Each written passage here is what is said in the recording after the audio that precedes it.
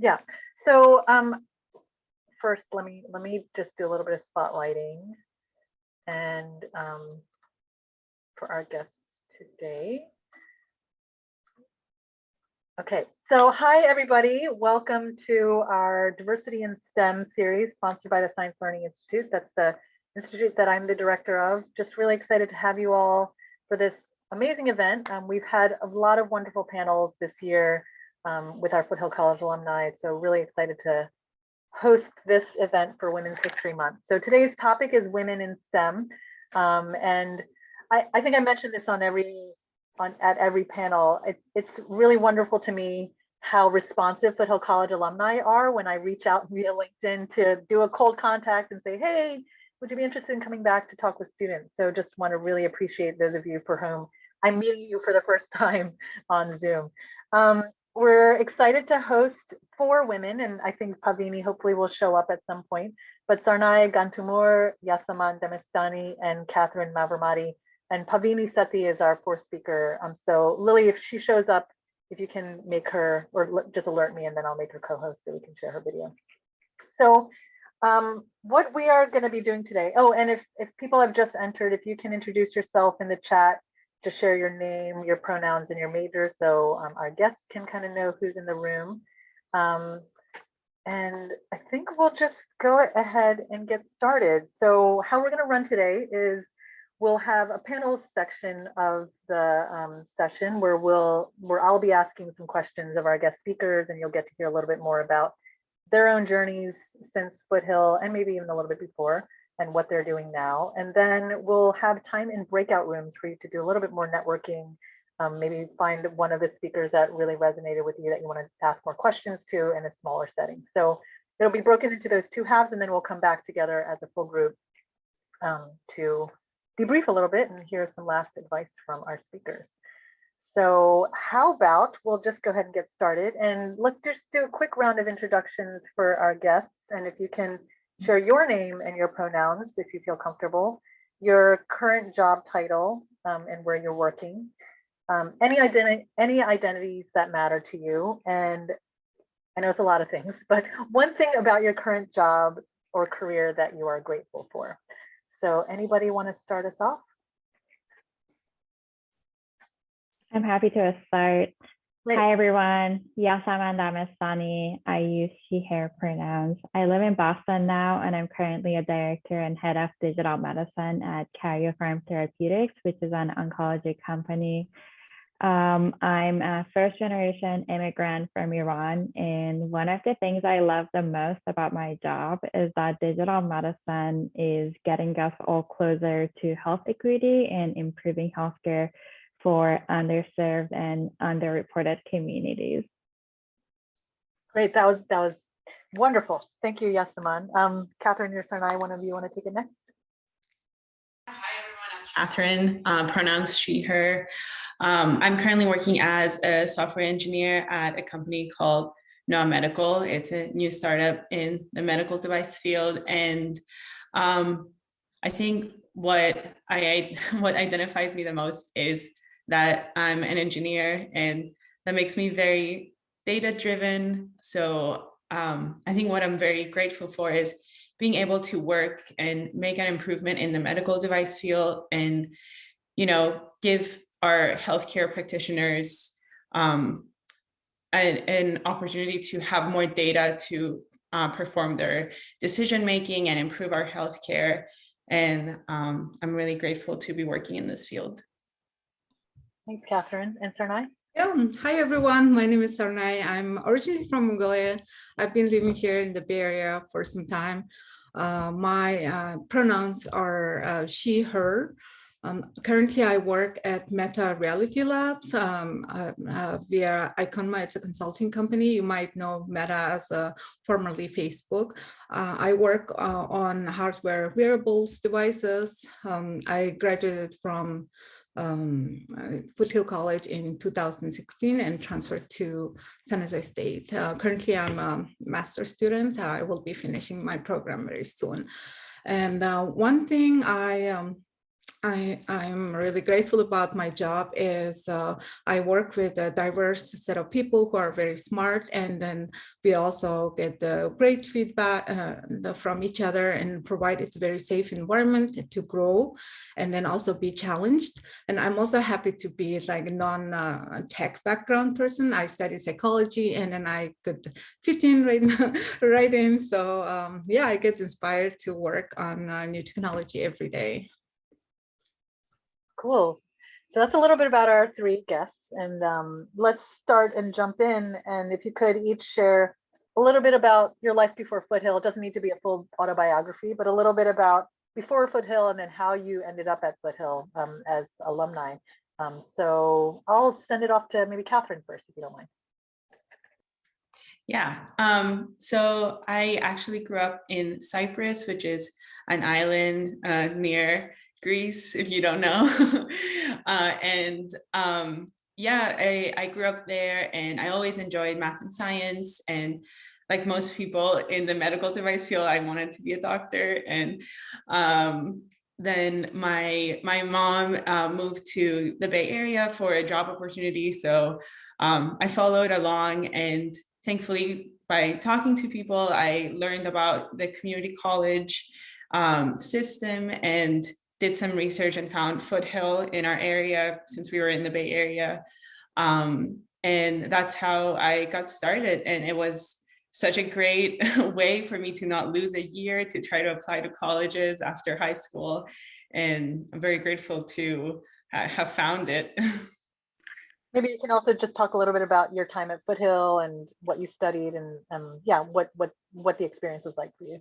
Yeah, Foothill was great. Honestly, it gave me so much flexibility because, as I said, I was very interested in studying medicine. So I started like taking more biology classes to try to be a biology major, but it gave me the flexibility to take on more classes. I realized that I kind of missed physics classes and more math. So I started taking those and discovered the field of engineering at Foothill. And it really was a game changer for me to make that change. And then I studied biomedical engineering and then transferred to Cal Poly in San Luis Obispo. Cool. And we'll definitely hear more about that path since then. So thanks, Katherine. Sarnai, you want to go next? Yeah. So I also immigrated here from Mongolia, and then I went through like few visa changes, and then I also started somewhere else at the community college. I started as a biology major, and then life event happened. I got married and had kids, and then at that point I still hadn't finished school, but I really wanted to finish college and start working at some point. And I started a biology major at Foothill, but then like at the time I had kids, so I wanted to switch my career, like where I didn't have to take too many lab classes. So one of my best friends who was studying public health at the time recommended me, maybe why don't you why don't you take some psychology classes? And at that point, I had never considered psychology for myself. And then I took my first introductory psychology class at Foothill College. And that was basically a start for me. And I really loved studying psychology. And then the psychology department was such a supportive instructors, and then they actually provided more opportunity than just classes. And what I remember from my time was that they had a connection to Stanford University for internships, and then even from my research methods class, we applied for research conferences, and then we got full funding, and then we traveled to different cities and presented. That was actually a really great opportunity for me. And by the time I transferred, I had all this experience and knowledge, like where to look for opportunities, how do I get those opportunities, go after this. And once I transferred to San Jose State, I approached 3 different professors. And then they all said, okay, so we can take you into our lab. So I was able to use my experience from Foothill, and then also carry it on to San Jose State. And then those experiences really added up and helped me to get my first opportunity at Google, where I started on a vision science project. So yeah, those were great support. It was really necessary for my transition to workforce from college. Yeah, cool. Yeah, I'm going to ask a follow-up question to all of you after we hear from Yasman. Sure. I have a similar story to both Katherine and Sarnai. I also moved to Bay Area, Sunny Valley specifically right after high school in 2005. And I initially started taking classes in De Anza College because it was a short bus ride or a long walk away from home at the time. And because I had to take so many ESL classes in the first couple of years in college, in De Anza College allowed me to only take 21 units at a time. I didn't want to stay in college forever, and I also didn't really know what I wanted to do first. So I took a lot of different classes in science and engineering and psychology and all those different things to kind of explore and figure out which one brought me more joy and which one was more fun and so on. So I actually I started taking classes at Foothill College at the same time as De Anza College once I figured out I wanted to focus on bioengineering.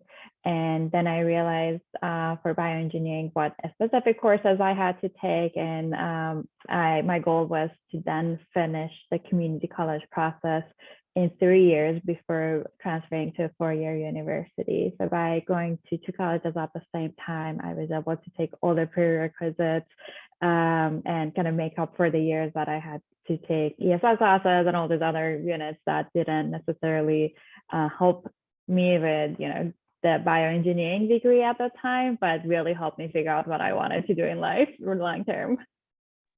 I mean, kind of related to that, this isn't one of the questions I asked you all, but maybe you can think about this. I know in conversations that I have with students, often they're coming to community college because they're not totally sure what they want to do yet, or they've got an idea, but they still want to explore a little bit.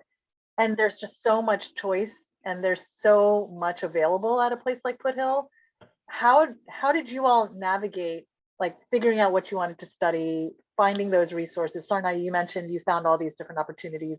How did you all navigate that? And if that can hopefully provide some insight for students here who are trying to navigate that themselves.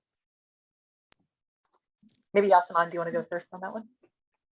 Sure, I'm happy to. In a way, I figured, or the reason I chose bioengineering was so I keep my options open so I can really decide what I wanted to do later in life. So I delayed the decision. And I'll tell you guys more later, I guess, but it has taken me, even after I narrowed down my option to bioengineering and then later got my PhD in bioengineering and joined pharma. But throughout this entire process, I've been getting closer and closer to what I actually want to do. I think the way I narrowed it down was things that I really, really didn't like to do. For example, I took many biology classes, both at Foothill and De Anza College, and biology was not really my thing personally. There are a lot of people who feel that way about math and physics. I love those classes so much. They were so easy for me with minimal effort. It came to me very naturally. Organic chemistry and biology, not so much. So I think by taking so many different classes and finding the classes that really drained my energy and didn't serve me well, I was able to then focus on things that came to me more naturally. And I still actually practice that on a daily basis as I grow in my career. I appreciate that. Like listening to what you feel. I think often students think, oh, this is what I have to do, even though I hate it. Then you think later, like, why did I do that to myself, right? But hopefully learning that at a younger age saves you a lot of pain and heartache.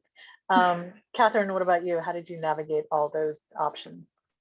Yeah, I think very similar. Kind of going with what you feel, right? Like I felt that I missed my physics classes and I just wanted to take just one just for fun.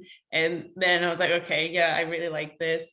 And also I think what helped me a lot was like reading science magazines. I really enjoyed like the different technology. And from there I could see, oh, I kind of like more the technology that has to do with medical devices, that has some biology in it. So just reading and seeing what are the opportunities out there, you get to understand, oh, I'm more interested in reading the details about this specific thing rather than the other one. So that can help narrow you down. Great. And Sarnai, what about you?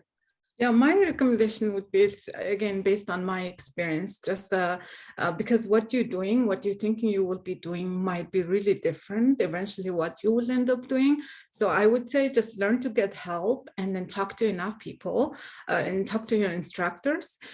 So they will give you support and guidance, and then hopefully you will learn those skills. You will carry it with you because you're going to need it like once you transfer to university, and then also at workplace you will always be needing help. And then you know, getting those skills like who to ask help, how to get help, like how to find those opportunities, how to create your opportunities for yourself will be more valuable. So because when I was at Foothill College, I thought like I was probably going to be therapist, a psychological therapist. And then when I got involved in research, I thought, okay, I'm going to be an IO psychologist. When I transferred, that's what I was thinking. Then I took human factors engineering class, and then I found out, okay, user experience research is really something I really want to do. But because I had those valuable experiences from Foothill College, that eventually ended up helping me to grow in my career and then finding opportunities. Yeah, that's something I definitely, we talk a lot with students about, is like the importance of office hours. Go talk to people. Your instructors are your first line of connection. Like you are in their class, and then you figure out more who are the people to talk to, who are the people to ask for help. So I really like that suggestion.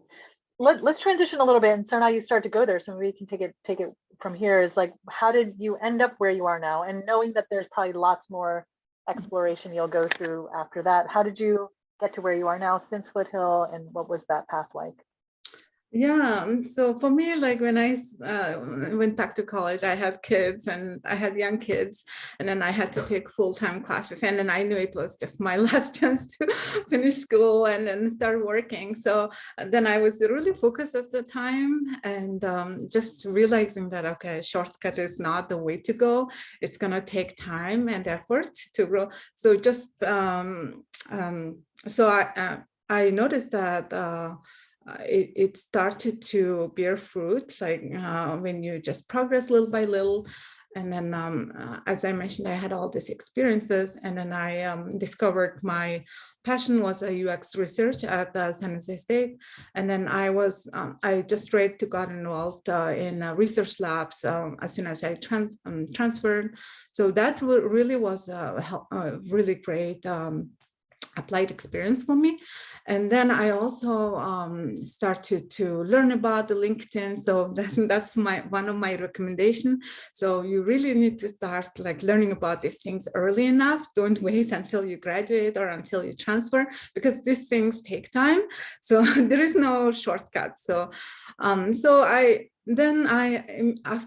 I graduated, I could not land the industry job. I went to work for a recruiting company for 6 months, but I did not give up my hope for becoming a researcher. So I was still talking to recruiters, and then I was still making progress on my LinkedIn profiles, experiences. I was going to all these events after work related to my industry. And then you started to get a call from recruiters, and then slowly like start to get interviews. And then my hiring manager at Google took a chance on me because I had a related experience at San Jose State Innovation Science Lab. And yeah, so things will start to happen. Just be patient, but just keep on improving. That's just what happened to me. And then also from transitioning from research assistant to researcher was also lot of work, but I knew it would come. That's just has been a process for me. Definitely the LinkedIn is another thing we talk often about, like how do you build your network right now as students? So right, because right, so the past 5 work experience I had, I really did not apply, so they came to me. It's all because of LinkedIn. Cool. Yasman, you want to take it next? Sure. I'll follow up on that. I actually have gotten all my jobs by people reaching out to me on LinkedIn. And for everyone on the call who doesn't have a LinkedIn profile, go create one today and add all of us, your network. We're happy to support you as you grow your network throughout. And I think one of the things I did in the beginning when I got I don't think LinkedIn was a thing when I was a college student, but when I eventually made my LinkedIn profile, then I was too shy to add people. But definitely, if you see me on this panel, you feel free to add me. I don't want to speak for all the other panelists, but I think we all would love to give back and help our community. So definitely feel free to reach out. After Foothill College, I went to a 4-year university. I got my bachelor's degree in bioengineering. Then I went back to Bay Area and worked for a pharma company. It was my first ever pharma experience in a company that was called Nectar, was just acquired by Novartis in San Carlos, not too far away from Foothill campus. And after that, pretty much everyone I worked with in that pharma had a PhD. That kind of convinced me to go get one as well. And then I got my PhD in bioengineering at UC Riverside. Then from LinkedIn, somebody reached out to me for an opportunity at Amgen, which is a pharma company in Southern California, in Thousand Oaks area. I worked there for 3 years. And when I started working in pharma, I joined them in a team that was called device quality. It was super boring to me. The first 6 months were just mind-numbing. I would do what I was expected to do in my job in the first hour of the 8-hour day job, and for the rest of it, I'm like, okay, now what else can I work on? I was that annoying person who would go to their manager all the time and ask them if they could get more more things to work on. And then my manager eventually kind of figured that I could do a lot more than the job that I was hired for. So we had an open position in a different department that was for a higher level job, a little bit more challenging. So she actually helped me get that job. And then from that point on, I think having people in my life that helped me get to the next step, and also by me being more proactive and learning different areas in pharma, I have navigated my path. So the job I do now has nothing to do with the job I actually started out at pharma, and pretty much has nothing to do with what I did for my PhD or undergrad, but all the knowledge is, is a great foundation to build on. And the reason I do what I do now is when I joined pharma, I really wanted to use my engineering and science background to directly help patients. And I don't want to help patients 10 years from now. I wanted to help people who have disease now and who really need help at this moment. And what I really like about my job is now I can use digital medicine in clinical studies globally to really accelerate how we measure if a drug is working for a specific patient. So it's going towards personalized medicine. And we do that by having minimal burden to patients who are participating in this clinical studies. And that is going to help all of us in the pharma universe to bring more affordable drugs to more diverse cancer patients globally and faster. And I really love that about what I do now. And I'm so happy I eventually found the job that is bringing me joy. That's really inspiring. I mean, I think it's a good message also, just the fact that your first job is not going to be your last job. And often your first job is a stepping stone to other jobs. And you might hate it, but you still get skills and experience, and maybe even an opportunity to grow within that same job if not going to a different one. So yeah, hopefully students are hearing all of this, like nothing is ever linear, I think, in the career path world. Katherine, what about you? What's been your career journey so far? Yeah, absolutely not linear. Just like all of you. As I said, I started as a biology major, then transitioned into biomedical engineering. And at Foothill, I was really fortunate to get through a program, get an internship with a professor at Stanford. And I thought I was interested in tissue engineering at the time. So that's what I was doing there, and realized I did not like that actually. So after that, I started focusing more on more engineering. It's called biomedical engineering, which is more about devices rather than tissue engineering. So when I transferred to Cal Poly, I started working at the biomechanics lab there. So that got me a little closer to computer science, because I had to do a lot of post-processing of data analysis of the people's kinematics, of how they move, how they walk, and how that affects their forces on their joints. That was basically what the research was. And then during my senior year, I did a project that required a little more programming, which was to program an IMU sensor to find the position of a patient's knee during surgery. And that's when I really realized that I enjoy actually programming a lot. So I started reading more about it and going to career fairs and really targeting internships that were around software engineering.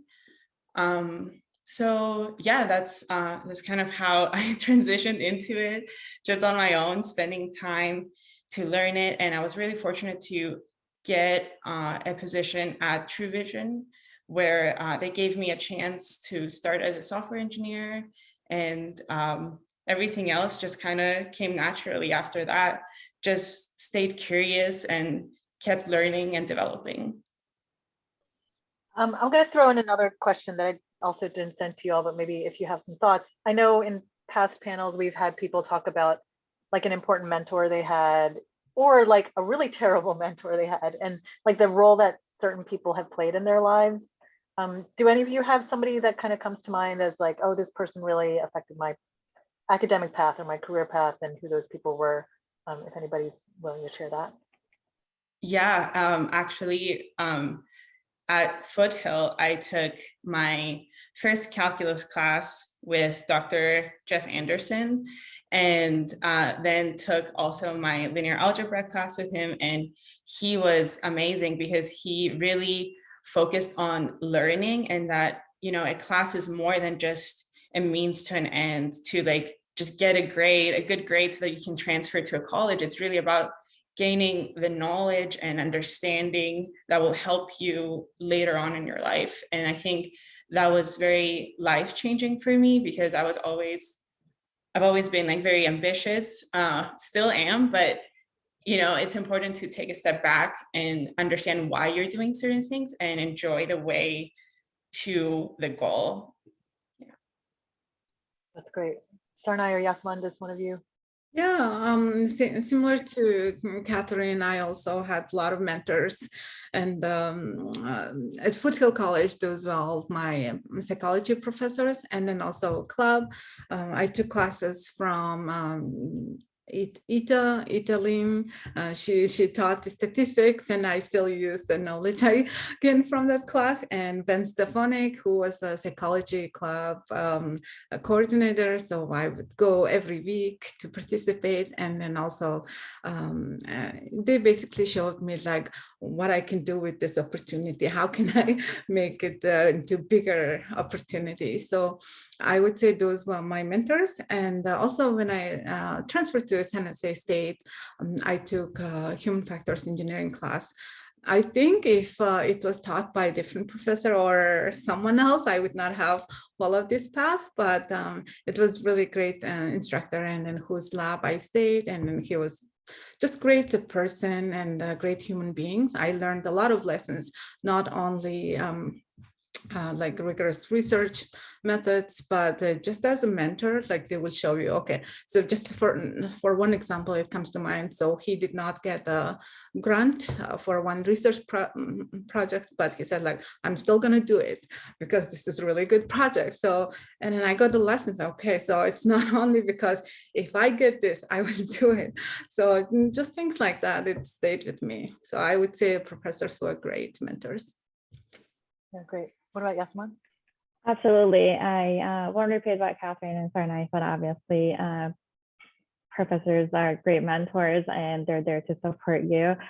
In addition to that, I would add peer mentors that I've had throughout my career. My best friend at Foothill College is actually one of the people I'm still in touch with, and it is so nice to also be both transferred to UC Davis together. We both got our PhDs at the same time, and she's now head of a department at a different pharma company. And it is so nice that I've known her for so long. We started from community college. We both grew together, and when it gets really, really hard, and those late nights, or when you don't get a grade you expect, and so on, I think having a support network is so important, and having peer mentors who really understand all the opportunities in the field and really understand the pain you're going through as you grow in your career has been really important for my growth. Yeah, I agree with you. I second that, Yasman. Yeah, I had a friend like that also who pushed me to do better. And then sometimes it's really valuable to have a friend to give you honest feedback, and just to say like ugly truth, like what you don't want to hear, but what you need to hear. So I absolutely had a friend who pushed me better for better. Yeah, that's great to hear. I mean, I'm sure there's so many more stories of people in your lives, but I think another just like hopefully takeaway for students is just think about who are those people in your life that help push you, help make you better, and then seeking that out too, because it's not like it's always going to land in your lap. So finding those instructors, those professors that also make a difference. I'm going to shift gears a little bit, and today, this month is Women's History Month.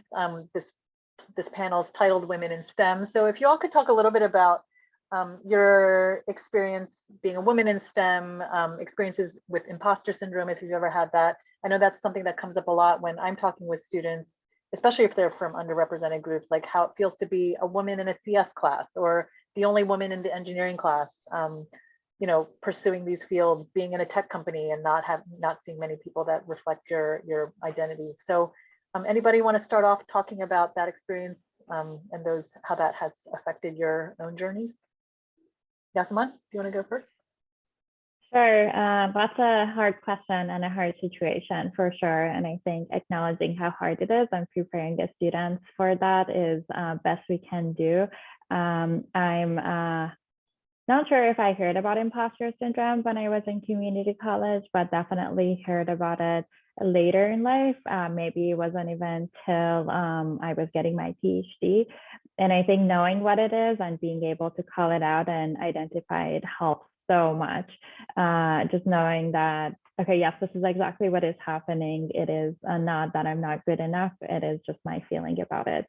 And we talked a little bit about, mentors and peer mentors and having people who really believe in us. And there's been so many times that I hadn't believed in myself, but I trusted my network and people in my life. And if everybody told me I could do something, even though at the time I would think that, I'm not qualified for this role, or I have no idea how to do this, but having that trust in my network has really empowered me to believe what they think about me and push myself to do more.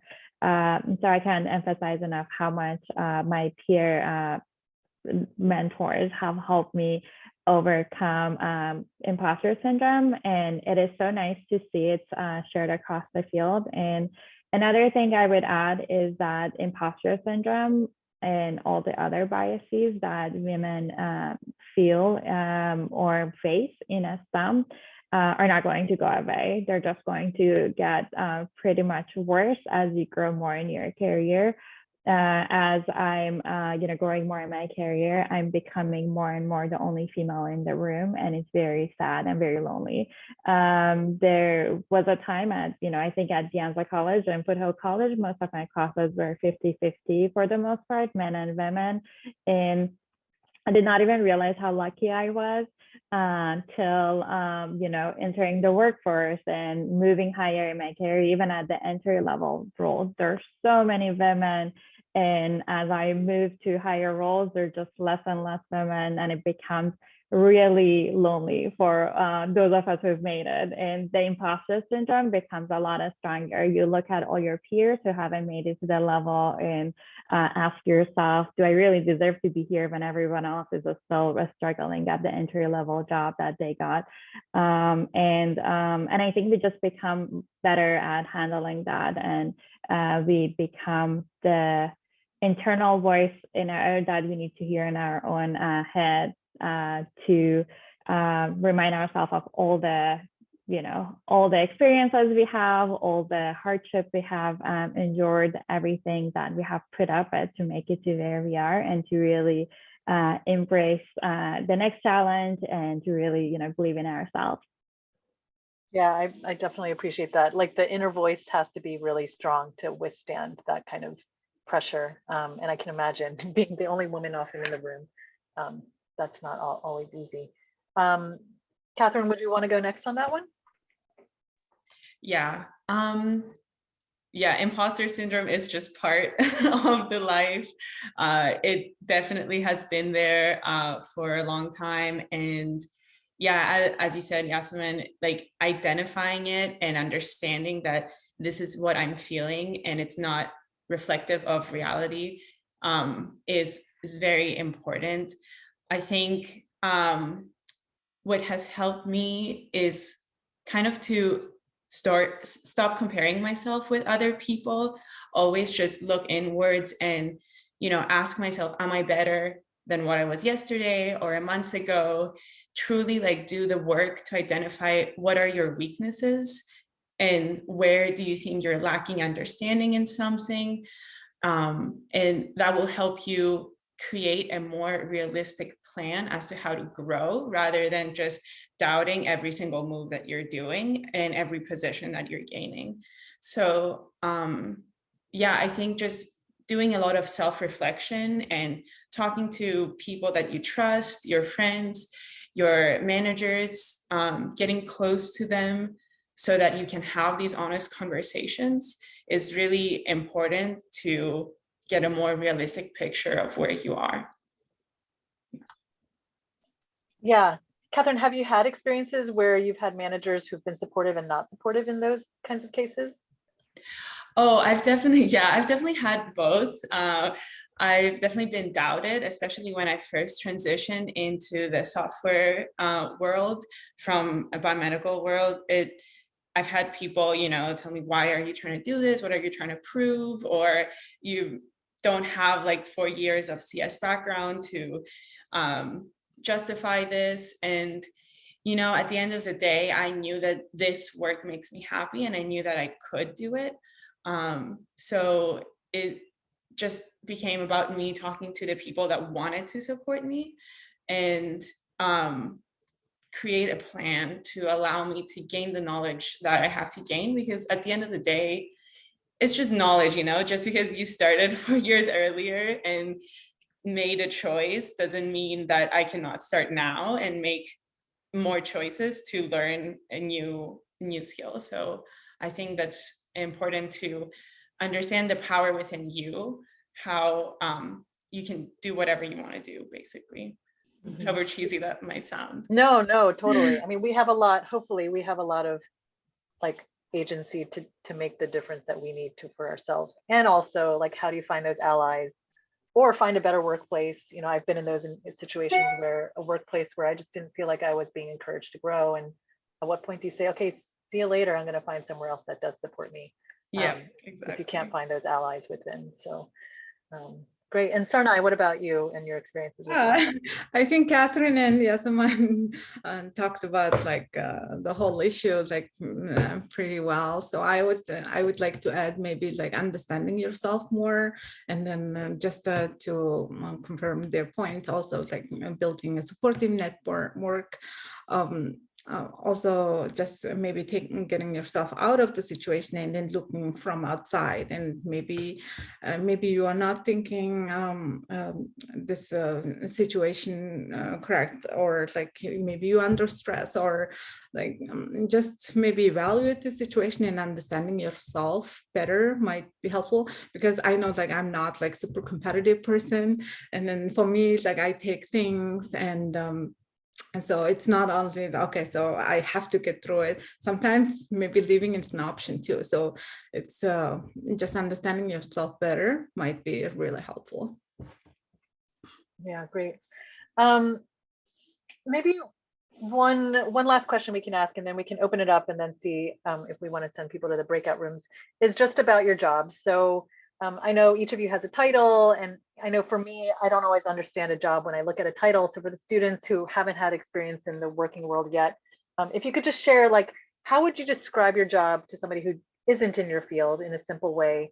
Yeah, and if you can kind of encapsulate in a simple way also, like what's a typical day in your job like, which I know there's never a typical day in jobs, but just like describing that so students can get a little bit of a picture of what y'all do.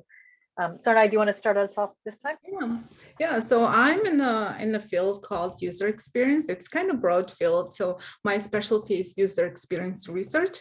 There are like design fields, sometimes user experience design. Sometimes people get confused research as design. We specifically focus on really research methods and doing research, applied research. So I don't know any design tools. So it's okay. To better way to explain it is maybe to picture this, like if you have a smartphone, computer. So most likely there are tons of research that has gone into it, like what kind of size, what kind of weight, and what kind of buttons sliding this left and right. So my field really started after World War I. At the time, there used to be U.S. military used to manufacture planes all the same size, and used to hire pilots based on the planes, like they have to be certain height, they have to be so. But the result was that there was a lot of plane accidents, and they kept crashing. And then there the need came up, and like we need to study human. I mean, we need to study humans and how we function. How do we function under stress? How do we function when it's like low light, things like that, to fit the technology better for humans. So basically that's my field. We study humans and technology, how to create a better product for people. So now that almost everyone could agree that this is a experience-based economy. So we're no longer satisfied by something that just works. We need to choose something that gives us better experience. So there are a lot of research studies can be done, and it's very broad. And so who can go into this field? So there is no like branch called user experience and study basically, and human behavior related field, computer science, psychology, sociology, political science, things like that. You could go and then pursue this career. And do you want to just explain like what's a typical day? Are you at the computer all day? Are you doing lots of focus groups? Like, what does that look like? Oh yeah, so typical group, yes, as you mentioned, it's different. So there's a study planning, and then we have a meeting with the product managers and designers, engineers. You talk to them and understand like what is the pressing issue, so what can be done. So it is a planning phase basically, and then you also like think about, okay, so what are the challenges, what are the what we have, what is the existing research, and then you come up with a plan. So it cannot be done, of course, in one day, but that's basically overall job looks like, and you talk to people, and yeah. So I don't know if it makes sense, but that's basically what I mostly do. It's like a big research project, basically. It Yes, sounds like exactly. Yes. on And behalf of a company. yeah, exactly. Yeah. So all the classes you are taking, like statistics, research methods, that will be helpful and it will come to you. Great, thank you. Yasman, what about you? I'm so happy I get to go second. So we pretty much do a very similar thing to what Sarnai does, except for us, our, people we're trying to help have a better experience are cancer patients who are very vulnerable. They're very sick, generally old, not always. And we want to help them have a better experience as they participate in a clinical study. And we do that by, and we also want to make sure these clinical studies that are very expensive and very long can be more efficient for everyone. And we can bring, more drugs to more patients who can benefit from them. How we do that is by using wearable devices or different applications or different ways of measuring how patients are behaving in everyday life.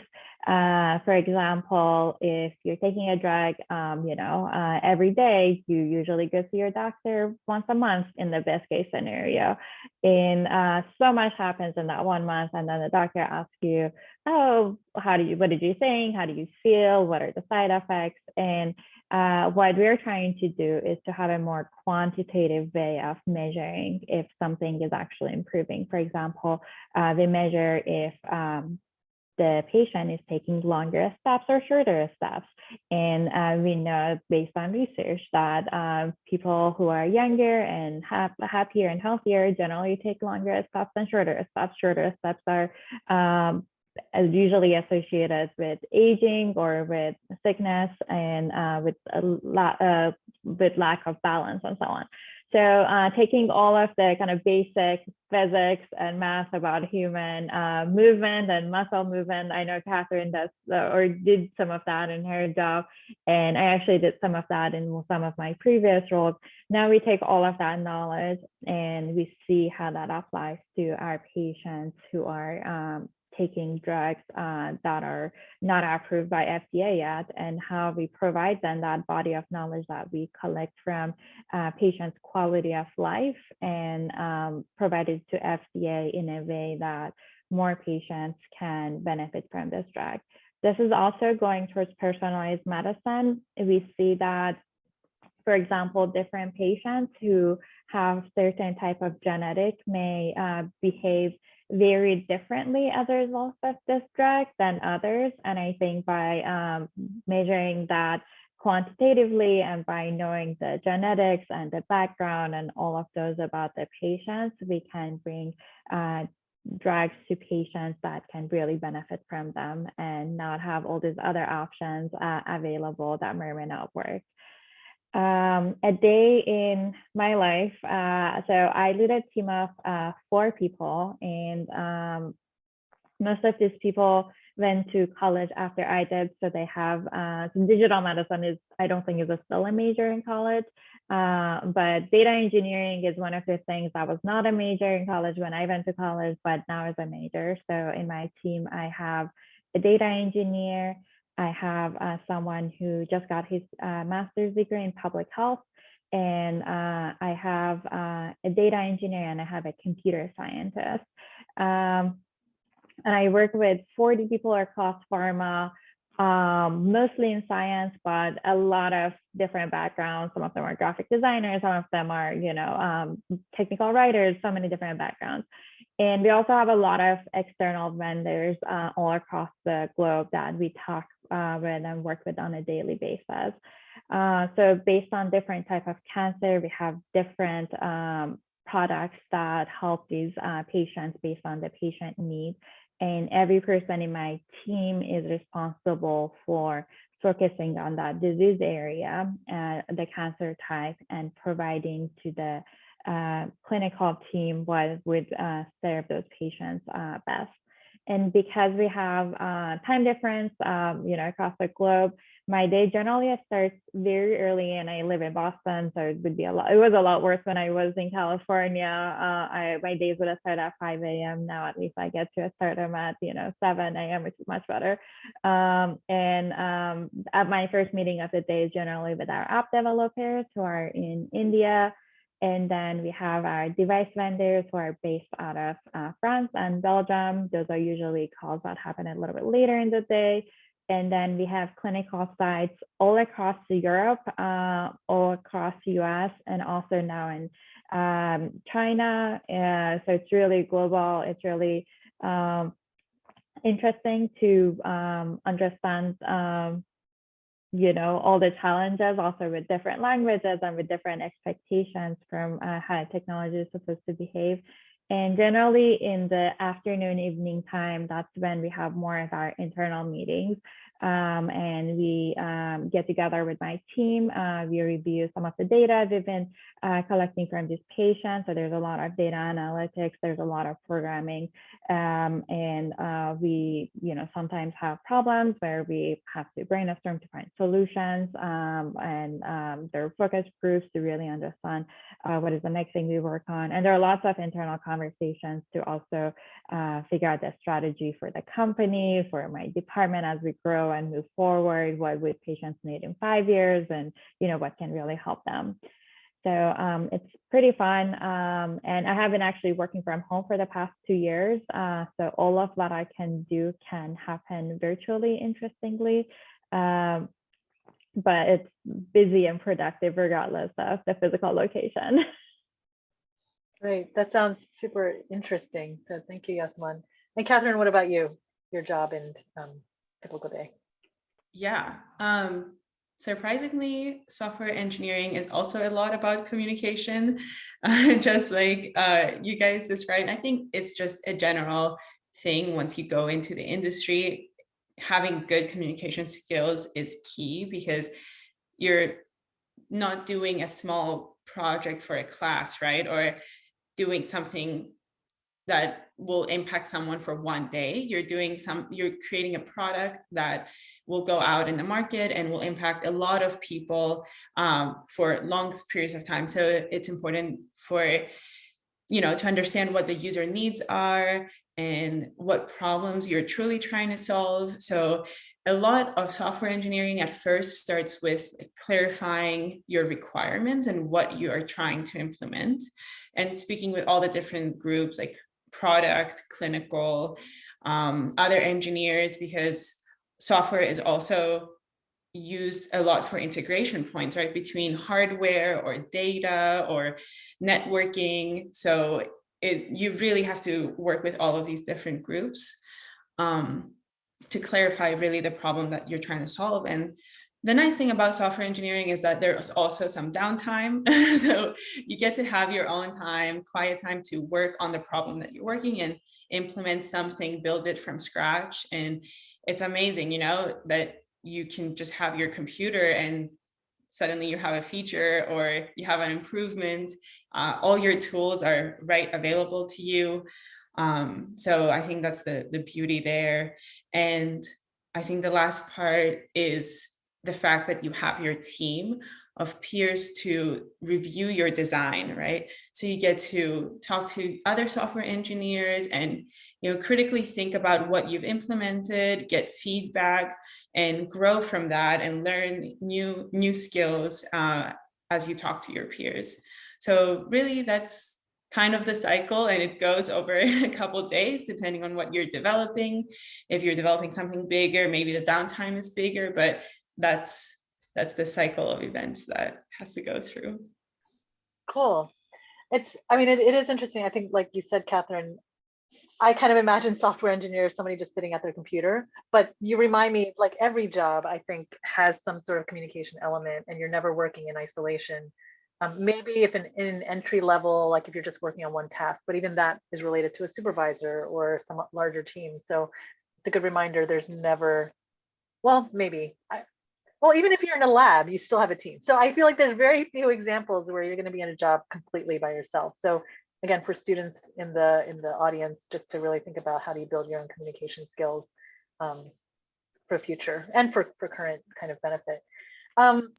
So let's take a pause. I want to maybe take a pulse with the room because it's not a huge audience.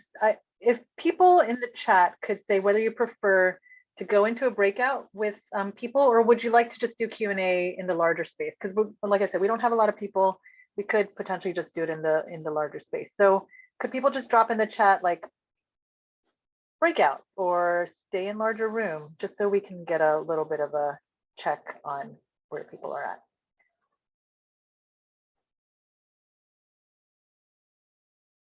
Okay. Oh, cool. Okay, let's do it. Let's stay in the larger room. Awesome. Thank you all for responding.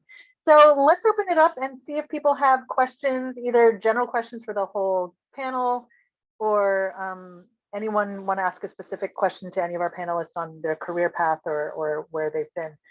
So yeah, go ahead and either come off mute, or you can put your question in the chat and we can field it that way.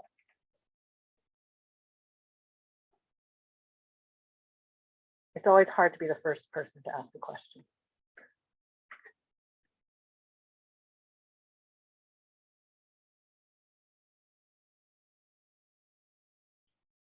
Anyone? Oh, Jasmine asks, what's the most exciting or interesting project you've ever worked on? That's a great question. Anybody want to start that off? I can start. I think my current project actually has been the most exciting one since I joined NOAA. I joined very early on when the company was very small, just around like 30 people. And I've seen the company grow as we go and see the product grow and really transition from this prototype to an actual product. And I think it has been very challenging, right? Because not only you have to develop this new technology, you also have to work with new people, constantly getting added to the team growing quickly.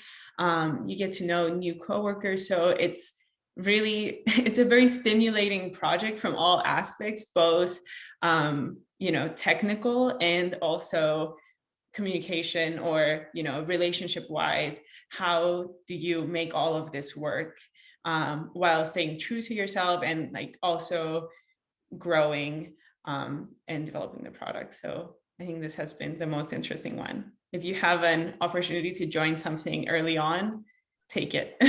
That's my advice. Cool. Sarnai, Yasman, can either of you think of something?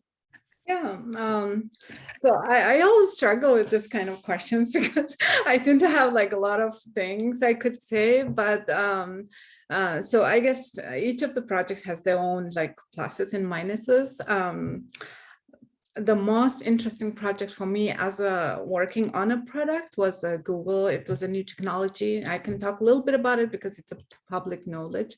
It was like this communication device. So where you could feel like you're talking to an actual person, but it's not.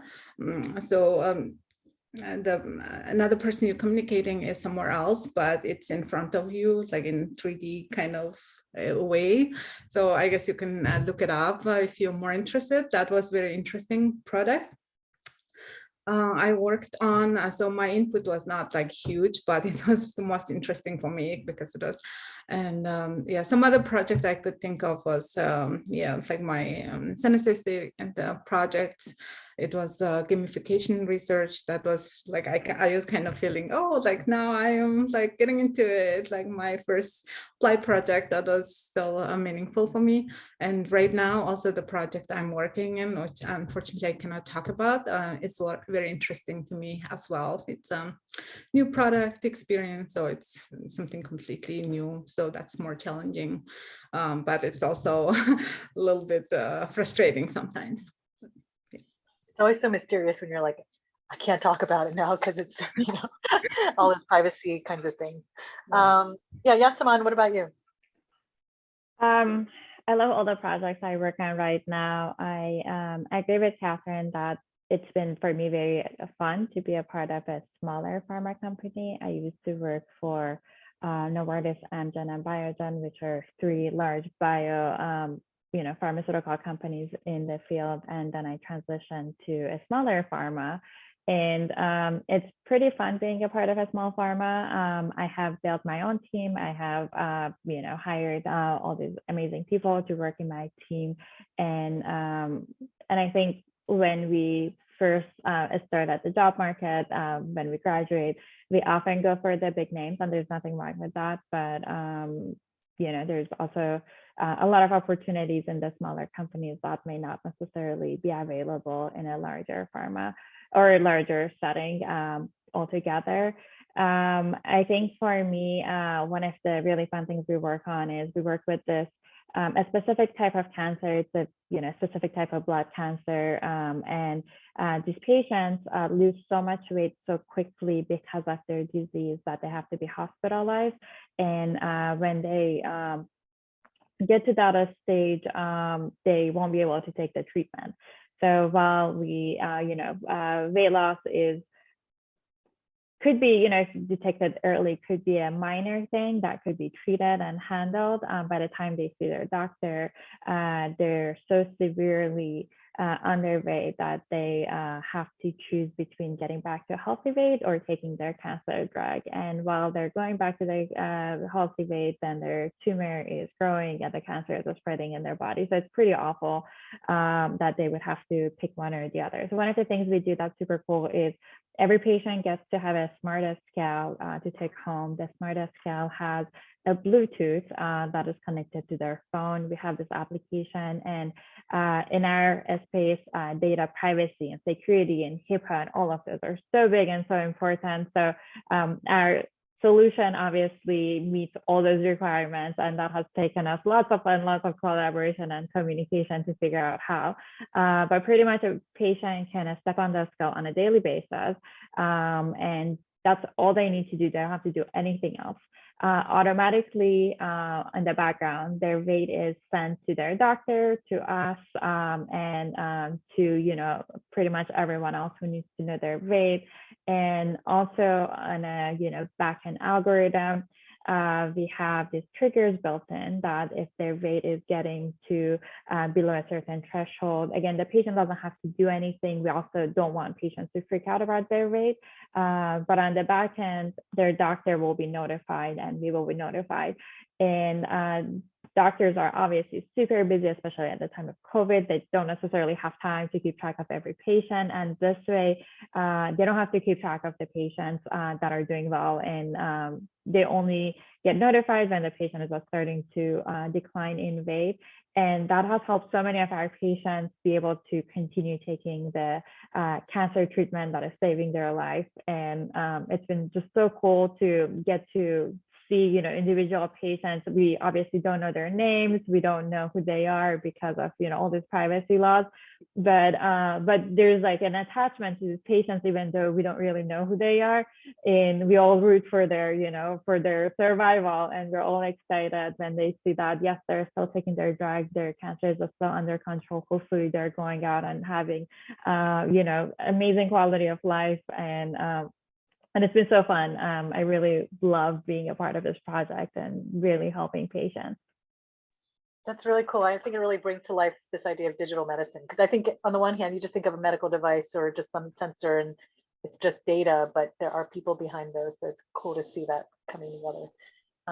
Great, thank you all. So we've got a couple questions in the chat. One of the questions you talked about, and we've definitely had this come up in panels about the importance of mentors, and you all talked about that. So the question is, can you share some advice for finding willing mentors and creating that relationship, especially right now when everyone is still online? It's difficult to build rapport. I think that's a great question. Everybody want to start with that one? Yeah, I can start first. It's just my opinion, but I think the mentorship is a big ask if you just really come with that goal. So it really takes a long time to develop. And then the way to think about it is like, okay, what kind of value I can also bring to this person, because this mentorship you are wanting to ask help is most likely like super busy and the expert in their field. So there's a lot going on. So just probably like looking at a different angle might be helpful. And then also one thing I noticed is also like people just want everything all at once. And so just be prepared that it will take time, and then also just focus on yourself, like how do I ask a question, and then maybe like bringing value and then bring specific questions. A lot of time I'm willing to help like others who are trying to get into field and things like that, but they don't have like specific questions. They just ask really big questions like, can you help me, or like how do I get, so I don't have any like background context to help you, like just, you know, just bring specific questions and small questions at first. And so just my experience as my mentor, I really think he was my mentor. And then because I'll seek his advice, my professor at San Jose State, was that I was getting so much value, and then I really wanted to give back. And then based on my time at San Jose State, and then I saw like, okay, what kind of needs and then problems students are facing.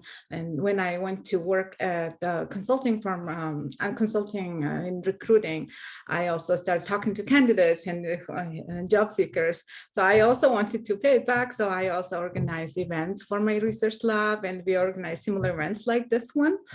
So that was, I guess, the good mindset to have. Like, it's not only like one way transaction, like you only getting help from one person. So just imagine that as like your growth journey. So you will also get this help and then spread it back and paid forward. So that will be much more meaningful relationship. And then also it's easier to get ask for help too. Like, for example, if I needed referral, I just, it was much easier for me to ask, and then, okay, can you do referral, the recommendation and things like that. So yeah, how do you find a mentor? I think I missed the bigger question. So just be persistent, and then just be realistic that it will take time. Be persistent, meaning that, so when I first found my mentor, he was actually very new transfer from different university, and I got lucky. So he was not popular yet, but right now he's very popular. I would not have gotten into his research lab. But now I try to imagine, okay, how I would have asked help is, I would probably just ask, okay, can I just bring a chair and bring it, just listen in your research lab? So can I just sit in and then drop in without any bothering, just listen to what you discuss. So just be persistent. So it's hard to turn away like persistent person. So that's my recommendation. Definitely hear that. Katherine, did you want to go next? Yeah, I just wanted to add that sometimes the word mentor can be very, it's a big word, right? And sometimes people associate it with, oh, I'm going to have this mentor and they're going to guide me through life forever and ever. And it's usually not that way, right? Like, you usually just, as you said, you develop a relationship with someone, and they're really just your friend that happen to have a lot more experience in certain fields. So you can ask questions and ask about their experiences to hopefully find some way to relate it to yours. And I think it's important to just understand that it can be very short term, right? Like, someone can be your mentor or guide, or you can see someone as your mentor or guide in a very particular situation in your life where you need more help there. But then after that, you can just be friends, that just go through life together and shared some experiences together. So yeah. That's a nice way of putting it. So it's not this huge pressure, like, I don't have a mentor in my life. How am I going to find this capital M mentor? But definitely it's much more about the relationship you build up over time, I think people are saying. Yasman, do you have anything to add to that? I don't know if work studies is still a thing. It was a thing when I was in college, and being able to use that or volunteer in different, research labs or settings earlier in the career was so helpful in being noticed. And once you get those opportunities, you really need to kick ass and do a great job. I think a lot of people are focused on getting the opportunities, and then you give it to them and they fail you. So I think do a really, really amazing job, whether it's in your classes you're taking, you want to be the student. That way, obviously, any instructor would notice you and want to be your mentor and would be invested in your success. But you got to do the work too. For me, it's been a little little bit maybe more passive by, doing a good job and getting noticed by people. And that's been, volunteering my time in a research lab, doing a really good job there. And, that way you have this entire team that's rooting for you. And sometimes you volunteer in a research lab and you hate it, or you're like, okay, I'm bored. This is not my thing. And then you have an entire team to help you find the next thing that's right for you. I think being honest and working really, really hard is really the key to building a strong relationships and cultivate them over time. Great. We have a couple more questions and we probably have about 7 or 8 minutes. So maybe I'll ask a few of them and then you all just kind of pick and choose what aspect you'd want to respond to. I think one student talks about advice working in an interdisciplinary field. They're a CS major, also interested in biology and medicine, and definitely heard a lot of interdisciplinary interests that you all have. And so any thoughts on that? Because I think, yeah, when you pick a major, you feel like that's going to be your life. But I know for myself, I am not in the same path that I majored in. So any thoughts on that? Another question about professional women. How do you prioritize time for quality, family time? I know, Sarnai, you talked about having a family. And then how do you stay motivated in your field? And was there a time when you would second guess your career path? So I know there's a lot of different things. Maybe each of you can kind of pick and choose one or two of those things you want to answer, and then we'll wrap up with one final question. Yasman, do you want to start off? Oh. Sure. I have to decide which one, but I can start off by maybe interdisciplinary field. Like I said, I have people in my group that are from different majors, and my job as their manager is to bring them with that understanding that they have probably never taken a biology class in their college, and that's totally fine. I think as long as I hire people who have the open mindset that they will continue to grow even though they did not learn at college, and they will continue to learn, that usually works out. And I think a lot of times we assume that we need to have all this extra knowledge to be able to qualify to work for a pharma company, to have a job, and that is 100% not true. As long as you have 60% of the qualifications listed on the job description, and as long as you have the unique perspective that you offer to the group, you are a valuable member, and that's the expectation when we hire you. Once you get into the job, it's really on you to be proactive and to learn from your colleagues. There will be people who have taken all the biology classes and never a computer science class, and there will be vice versa. And by people proactively learning from each other how to program, how to understand the disease, how to understand the patient, all these different aspects of it, we all become more knowledgeable, and we all lead a very strong group together. Yeah, that's definitely great. Katherine, you want to go next and answer any version of any of those questions there? Yeah, I agree with Yasmin that, once for interdisciplinary fields, you really don't need to know it all going into the job. You just have to be open-minded to learn as you go. And I think that has been very true to me in my field. I always have to keep learning. Like, software technology just changes by the day, sometimes by the hour.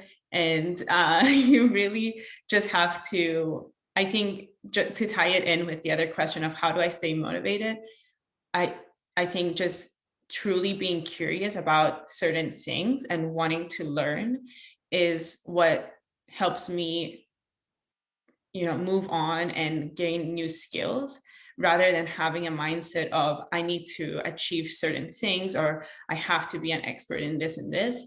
I just try to be curious about everything that I do to really just learn deeply and the fundamentals behind everything.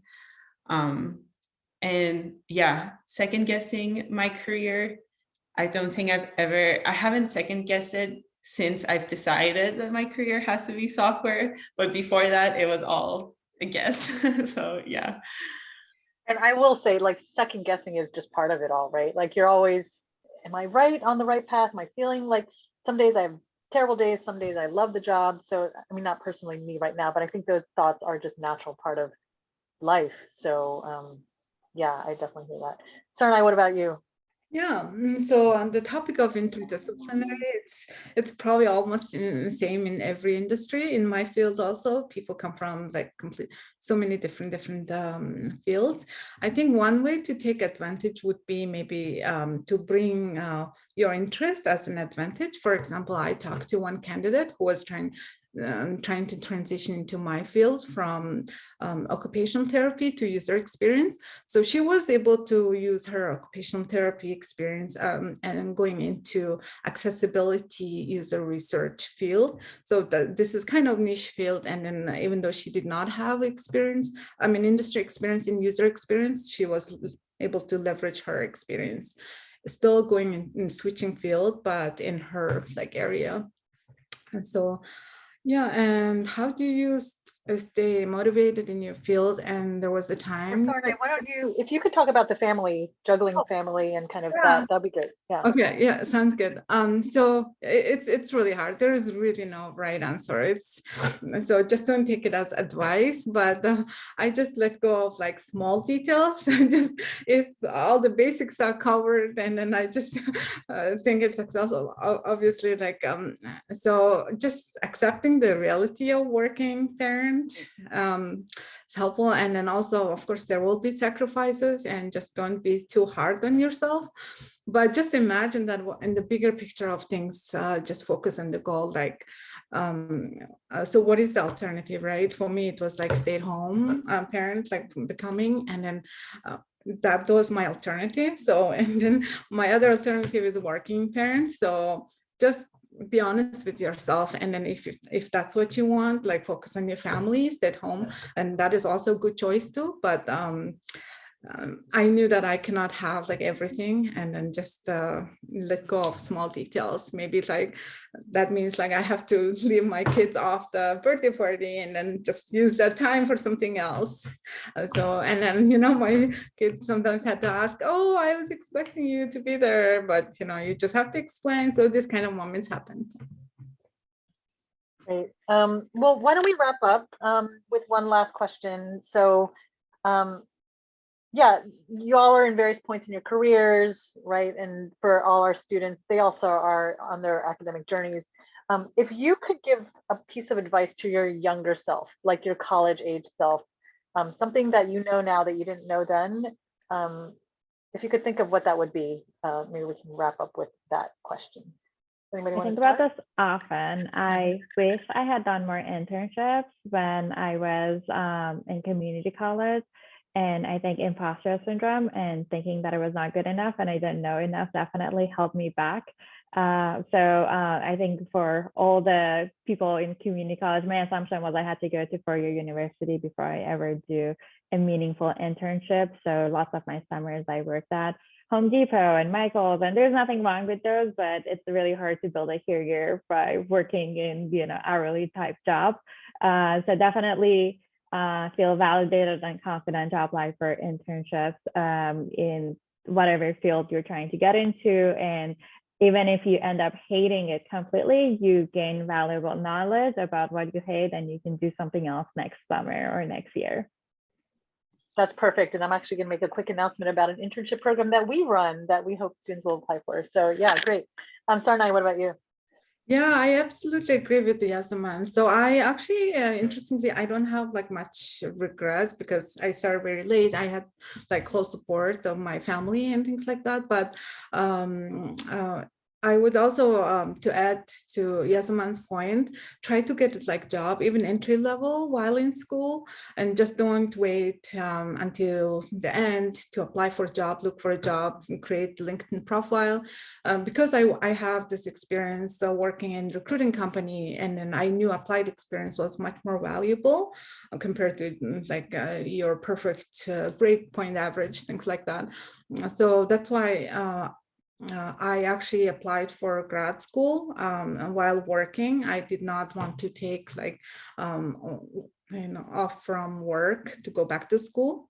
So I would recommend if you could find a job related to your field or even volunteer experience, just keep building your portfolio and the internship, as Yasmin said, that would be really helpful. And then by the time you graduate, you will already have like 2 years of applied experience, and then you will be way ahead of other candidates. Even volunteer experience, that counts if you can really present your work to hiring managers and recruiters. Thank you. And Katherine. Yeah, I think that's definitely good advice. I think my advice to myself is a little bit the opposite, which is slow down.